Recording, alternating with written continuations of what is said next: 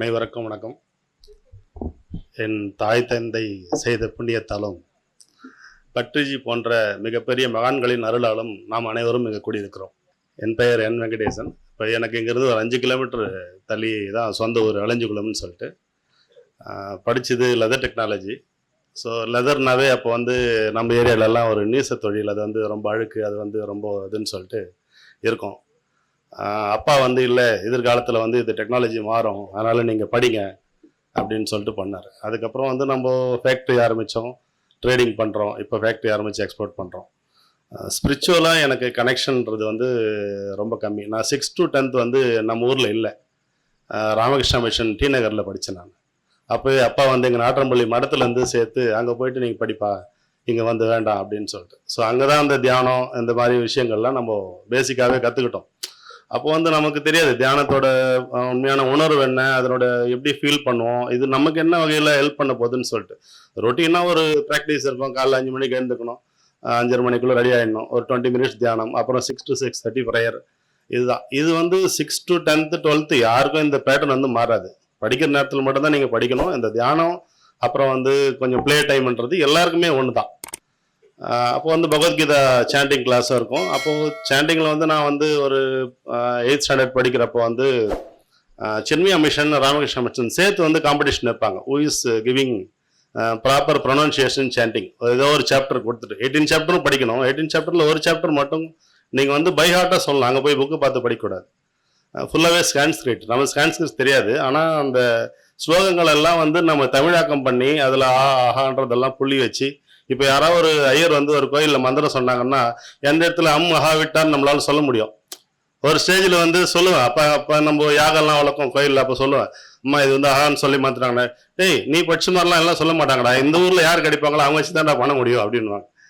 So அதுக்கப்புறம் வந்து நம்ம ஒரு முருகர் அந்த இதுக்கு நம்ம எப்பவுமே காவடி எடுப்பாங்க. காவடி தான் நம்ம ஊரில் மிகப்பெரிய திருவிழா. அப்போது காவடிக்கு முன்னாள் வந்து அன்னதானம் பண்ணுவோம். அன்னதானத்துக்காகவே வந்து ஒரு பயிர் வளரும், ஒரு போகம் பயிர் வந்து அது முருகர் சாப்பாடு, அது முருகர் நெல். மற்ற எல்லா பயிரை விட இந்த அன்னதானத்துக்கு விளையிற பயிர் வந்து அதிகமான ஈல்டு கொடுக்கும். ஒரு ஸ்டேஜில் காவடின்றது வந்து குறைஞ்சி இதுக்கப்புறம் எல்லாம் சபரிமலை போனால் அந்த ட்ரெண்ட் ஒரு பீரியட்ல மாதிரி. இப்போ அன்னதானம் போடணும், காவடி எடுத்துகிட்டு போகிறவங்களுக்கு முருகர் சாப்பாடுன்னு போரு. இப்போ நம்ம தாத்தா பீரியடில் நம்ம அது வந்து பிரசிடெண்ட்டாக இருந்தப்போ நம்ம ஊரில் ஸ்கூல் இல்லை.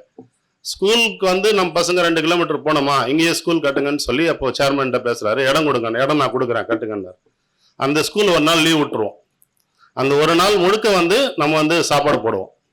அந்த ஊர் முழுக்க அன்னைக்கு யாரும் வீட்டில் சமைக்க மாட்டாங்க, காலையிலேருந்தே வந்து சாப்பாடு போட ஆரம்பிச்சிடும். ஒரு ஸ்டேஜில் ஸ்கூல் ரெடியாக இருக்கு, சாப்பாடு போட பயிர் இருக்குது, சர்வ் பண்ணுற ஆள் இருக்காங்க, சாப்பிட்ற ஆள் இல்லை. சரி நம்ம போயிட்டு என்ன பண்ணுறோம், இது எதுக்காக சொல்கிறோன்னா, இப்போ வந்து நீங்கள் வந்து ஒரு காமன் பீப்புள், ஒன்னதர் யாருக்குமே முன்னாடி தெரியாது, எங்கிருந்து வரோன்னு தெரியாது, ஆனால் கேதராக இருக்கிறோம். ஒரே ஒரு பாயிண்ட், நம்ம சர்வீஸ். நம்ம நீங்கள்லாம் சீட் பண்ணுறீங்க, இப்போ நீங்கள் விதைக்கிறீங்க, உங்களுக்காக மட்டும் இல்லை, இனி வரும் காலங்களில் இன்னைக்கு தியானத்தினால பயனடைவர்கள் அப்படின்றதுக்காக நீங்கள் விதைக்கிறீங்க. இது வந்து ஒரு காமன் பிளேஸு, காமன் பீப்புள் சேர்ந்து பண்ணுற விஷயன்றது பெரிய மிராக்கிள். பை காட்ஸ் கிரேஸ், உங்கள் குரு அருள் இல்லைன்னா இது வந்து நடக்காது. ஏன்னா இந்த முருகர் சாப்பாடு போடுறப்ப நம்ம போட முடியல. சரி ஏதோ ஒரு கோயிலில் போயிட்டு அங்கே வந்து நம்ம சாப்பாடு போடுறோன்னு கேட்டால் அதெல்லாம் வேணாங்க, நீங்கள் காசு கொடுத்துருங்க, அதெல்லாம் வேணாம் எனக்கு காசு கொடுத்துருங்கண்ணா. இல்லைங்க, அது திருப்தி வராது. இலை போடுவோம், சாதம், சாம்பார், வடை. அது முன்னெல்லாம் நம்ம வந்து பாயசம், இப்போ தான் லிக்விடாக நல்லா திக்காக வந்து இலை வந்து வெந்துடும், வெல்லம் போட்டு இப்படி போடுவோம். இதுக்கு வந்து யாருமே ஒத்துக்கல. அப்புறமா தான் வந்து நம்ம தாய் வழியாக வந்து ஒரு உத்தரவு வந்து, இல்லை நம்ம இங்கே ஆஞ்சநேயர் கோயில் கட்டலான்னு சொல்லிட்டோம். இதுக்கும் வந்து ஒரு பொது இடத்துக்கு போகலான்னா அதுக்கும் விருப்பம் இல்லை. இன்னைக்கு நம்ம நினைப்பு வந்து அடுத்த காலகட்டத்தில் இது வந்து எப்படி கொண்டு போவான்னு தெரியாது. இப்போ நம்ம பணம் இல்லை, உள்ள வந்து யாரும் நம்ம கோயிலில் தரிசிக்கிறதுக்கு எந்த விதமான ஸ்பெஷல் டோக்கன் அதெல்லாம் எதுவும் கிடையாது. அவங்க விருப்பம் தான், எல்லாரும் வந்து சாமி கும்பிடலாம். அதனால சொந்த இடத்துலேயே கட்டணும், ட்ரஸ்ட் ஃபார்ம் பண்ணோம். ட்ரஸ்ட்லேயே இதே விஷயம்தான். ஒருத்தரோட மனநிலை ஒரு மாதிரி இருக்கும், எப்படி இதை கொண்டு போக முடியும்னு சொல்லிட்டு அப்போ வந்து ஃபேமிலி ட்ரஸ்ட்டாக தான் வச்சுருக்கோம். இந்த எக்ஸ்பென்ஸ் எதையும் நம்ம வெளியிலேருந்து வாங்குறதில்ல. இப்போ சார் சொன்னாரு, இப்போ நம்ம 2 years முன்னாடி இங்கே வந்திருக்கிறேன். இது இந்த நடைபாதையிலேருந்து இங்கேருந்து நான் வந்து மேலே வந்து பெரிய பிரமிட் சென்டருக்கு நடந்து போக முடியல. தண்ணி வந்து காவா மாதிரி அறுத்து வண்டி கார் நிறுத்திட்டு கார் இதுக்காக கார் எடுத்துட்டு மேலே போனோம். அப்படிதான் இருந்தது 2 வருஷம் முன்னாடி நான் பார்த்தப்ப. இப்போ பார்த்தா நடப்பாதை தனியாக போட்டிருக்காங்க, இதெல்லாம் டெவலப்மெண்ட் ஆயிருக்கு. இது எல்லாமே காட்ஸ் கிரேஸ் தான். இல்லைன்னா நம்ம ஒரு ஆள்னாலேயோ ஒரு ஒரு மனசு ஒருத்தர் நினைச்சாலும் நடக்காது. இது உங்களோட ஆத்மாக்களோட சங்கமம், அதனுடைய செயல்பாடு. அதை இப்போ நான் அனுபவிக்கிறோம். இனி வரும் சந்ததியினர் இதை விட சிறப்பாக செயல்படுவாங்க. அதுக்காக நம்ம சீடிங் பண்ணுறோம். ஸோ சோஷியல் சர்வீஸில் நம்ம அடுத்த கட்டத்துக்கு போகலாம், இல்லை ஒரு பர்சனல் சர்வீஸ் பண்ணுறோம், நம்ம ஸ்பிரிச்சுவலாக ஒரு வாய்ப்பு கிடைச்சிதுன்னு சொல்ல முடியுமே தவிர நம்மளா கட்டல. we have been a tool. நம்ம ஒரு கருவியாக தான் இருக்கிறோம். கடவுள் அவருக்கு தேவையான விஷயத்த யாரோ ஒருத்தர் மூலமாக செஞ்சுக்கிட்டார். அப்படிதான் வந்து இப்போ கோயில் நடக்குது. அது மாதிரி தான் இதுவும் நடக்குது. இப்போ சார் சொன்னார், பிரதீப் வந்துட்டாரு, அதுக்கு முன்னாடி நான் ரொம்ப கஷ்டப்பட்டேன்னா அதில் ஒரு பார்ட் நான் பார்த்துருக்கிறேன். இந்த ரிஜிஸ்ட்ரேஷன் பண்ணுறப்ப கூட சொல்லியிருக்காரு. அப்போ எனக்கு ராமன் காரில் தெரியாது. ராமன் வந்து நம்ம ரோட்டரி இதில் தான் ட்ரஸ்ட் தான் பார்த்தோம், ரோட்டரி இன்டர்நேஷனலோட கிளப்ல தான் பார்த்தோம். இதுக்கு இடம் வாங்கி கொடுத்தவர் வந்து சம்பத்துன்னு ஒரு சேர்மன், இப்போ ஒரு நோமோர். இந்த இடம் ஃபர்ஸ்ட் ஸ்டேஜ் வைக்கிறப்போ குருஜி வந்து என் காலில் விழுந்தாருங்க அப்படின்றாரு. அது வந்து நான் அந்த நிமிஷமே நான் முக்தி அடைஞ்சிட்டு தான் நான் சொன்னேன் அவர்கிட்ட.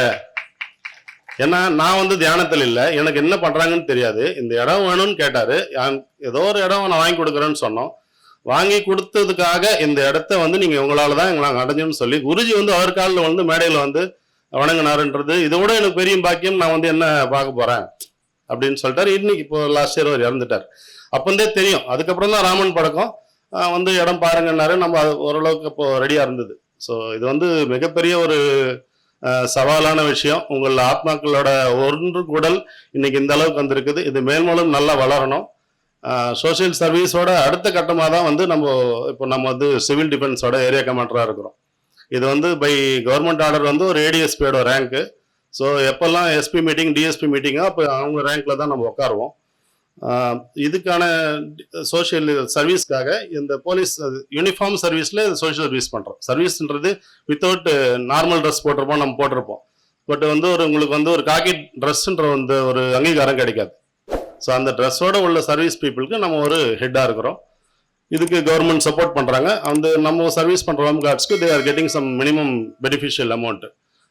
அவங்களுக்கு தேவையான மற்ற bridging between the department and the home guards, அதுக்கான ரெஸ்பான்சிபிலிட்டி தான் எனக்கு. இதுக்கு தனியாக டிஜிபி இருக்காங்க. இந்த எஸ்பி தான் அது டிஸ்ட்ரிக்ட் கமாண்டன்ட்டு. இப்போ நான் அஃபிஷியலாக ஒரு ஏரியா கமாண்டராக வரணும்னா கூட, இல்லை நான் வந்து என்ன ட்ரைனிங் போனாலும் I have to get permission from the DSP district commander. So இது சோஷியல் சர்வீஸோட அடுத்த பாட்டு. நாங்கள் எல்லாருக்கும் வாழ்த்துக்கள். வாய்ப்பு கிடைத்ததுக்கு மிக்க நன்றி.